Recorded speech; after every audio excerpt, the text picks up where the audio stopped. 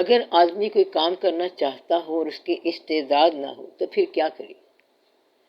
مثلاً کوئی آدمی نیکی کرنا چاہتا ہے، اسے قدرتی شعور ہے، وہ ایک ایسی مسجد بنانا چاہتا ہے جو شاہی مسجد سے بڑی ہو یا پھر 4-5 نمازیوں کی مسجد، لیکن اس کی اسے قدرت نہیں، تو وہ کیا کرے؟ اللہ تعالیٰ نے اپنا راستہ کبھی ناممکن نہیں بنایا۔ یہ کمال کی بات ہے کہ دنیا میں رہ کے اللہ سے ملنا، اور یہ آسان بات ہے کیونکہ اللہ نے اپنا راستہ آسان بنایا ہے۔ جب آپ اللہ کا راستہ چلنا چاہیں اور محسوس ہو کہ دقت پیدا ہو گئی ہے تو آپ یہ سمجھیں کہ something is wrong somewhere، کہیں کوئی غلطی ہے، تو آپ اپنی ہستی میں رہ کے نیکی کرو، اپنی کیپیسٹی سے باہر نہ جانا۔ اگر ایک آدمی نے اللہ کی راہ میں پھول خرچ کیا اور دوسرے نے اللہ کی راہ میں کچھ اور خرچ کیا تو وہاں یہ دیکھنا کہ اللہ نے مادیت کو نہیں دیکھنا، وہ مٹیریلسٹ نہیں ہے۔ مسجد بنانے کے لیے چندے میں 4 روپے اور 4 بلین برابر ہو سکتے ہیں، کیونکہ وہ شخص انفینٹی کے سامنے جا رہا ہے، لامحدود کے سامنے جا رہا ہے، تو وہاں اس کی کیا وقت ہے؟ سمندر کو اگر کسی نے تھوڑا سا پانی پیش کرنا ہے تو وہ تو پہلے ہی پانی سے بھرا ہوا ہے، اسے اگر 4 دریا پیش کرو تو بھی تھوڑے ہیں۔ سمندر کے سامنے 4 دریا یا 50 دریا برابر ہیں۔ تو آپ نے اپنی چیز دنیا کو تو پیش نہیں کرنی بلکہ اللہ کو پیش کرنی ہے، اور اللہ نوز اٹ، اللہ اسے جانتا ہے، وہ جانتا ہے کہ اس نے تم کو کیا دیا ہوا ہے اور اس کا کیا راز ہے، تو تم نے اللہ کی خدمت میں اللہ کی معلوم شدہ استعداد کے مطابق، اللہ کی دی ہوئی قدرتوں کے انداز کے مطابق خود پیش کرنا ہے۔ تو یہ استعداد ہے، استعداد سے کبھی باہر نہ ہونا۔ ایک سائل بادشاہ کے پاس گیا، بادشاہ نے کہا تجھے جو چاہیے وہ بول۔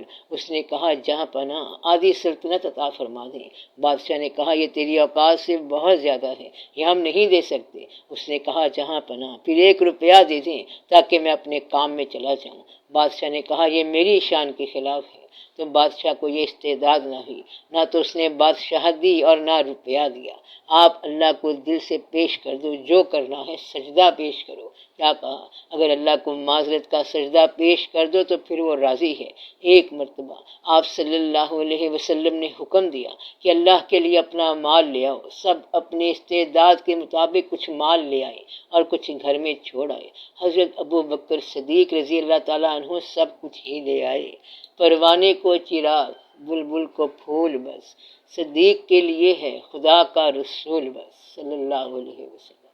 گھر میں صرف آپ کی یاد چھوڑائی، کسی کو یہ نہیں کہا گیا کہ تم بہت اچھا کر گئے یا کہ تم کم کر گئے، سب ٹھیک ہے۔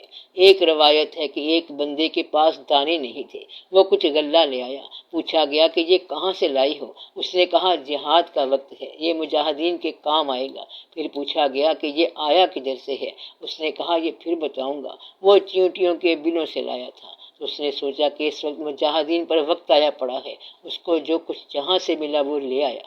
یہ روایت چلی آ رہی ہے، استعداد کی بات ہے۔ دراصل استعداد دنیا داری کا نام ہے اور نیت اللہ کا نام ہے۔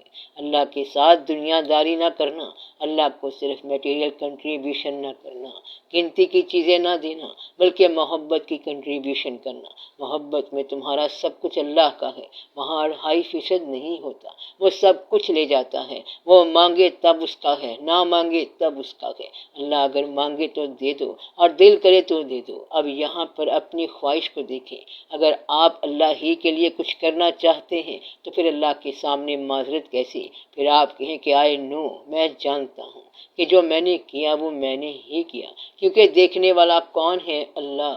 اللہ سے آپ نے کیا چھپانا اور اللہ کو آپ نے کیا بتانا؟ نہ آپ نے اسے کچھ بتانا ہے اور نہ اس سے کچھ چھپانا ہے، بس اپنا عمل کرتے چلے جاؤ۔ اگر آپ زندہ ہیں تو بھی اللہ کے لیے، اور اگر مر گئے تو بھی اللہ کے لیے۔ یہ آسان سی بات ہے۔ اب دعا کریں، یا رب العالمین ہم پر نیکی کے دروازے کھول، یا رب العالمین آسانی عطا فرما۔ جہاں جہاں مقامات رکے ہوئے ہیں، جہاں بلاک لگا ہوا ہے اسے کھول دے یا اللہ۔ اپنے محبوب صلی اللہ علیہ وآلہ وسلم کی محبت عطا فرما۔ آمین برحمتک یا ارحم الراحمین۔